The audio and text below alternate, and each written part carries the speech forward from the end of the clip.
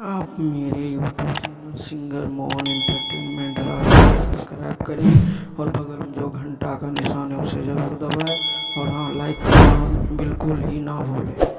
जय हिंद, जय भारत, जय बिहार। तो जल्दी से मेरे यूट्यूब चैनल को सब्सक्राइब कर लीजिए।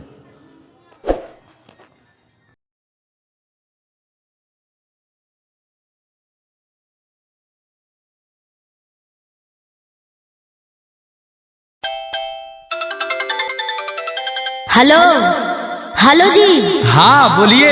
अब कब आइएगा जी?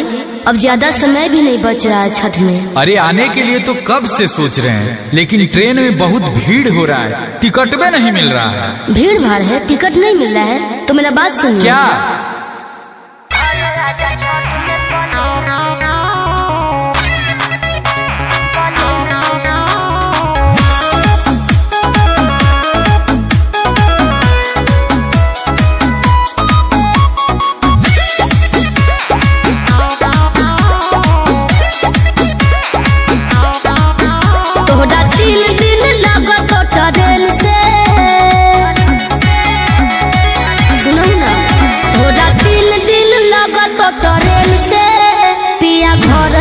छठ में प्लेन से पिया घरे आजा, छठ में प्लेन से बड़ी लग जाते पैसा प्लेन से। अच्छा अरे बुझा हमार बात। बड़ी लग जाते पैसा प्लेन से। रानी घरे अइबै छठ में ट्रेन से। रानी घरे अइबै छठ में ट्रेन से।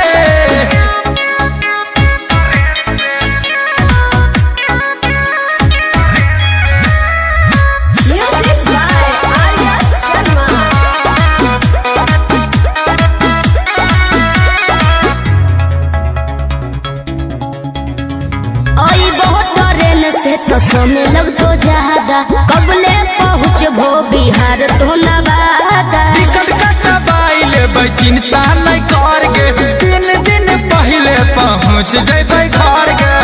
अच्छा घाट बन रहा जैसे करेन से वो घाट बन रहा जैसे करेन से। पिया घर आजा छठ में प्लेन से। पिया घर आजा छठ में प्लेन से।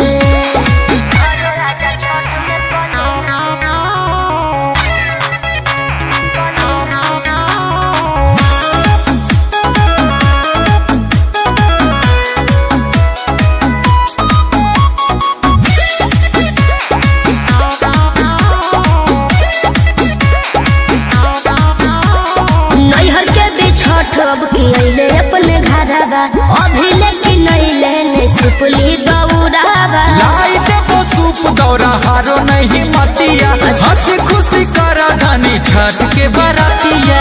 ठीक है अमन गुंजन काम कर हो गरेन से। अमन गुंजन काम कर हो गरेन से। रानी घरे अइबै छठ में ट्रेन से। सच्ची रानी घरे अइबै छठ में।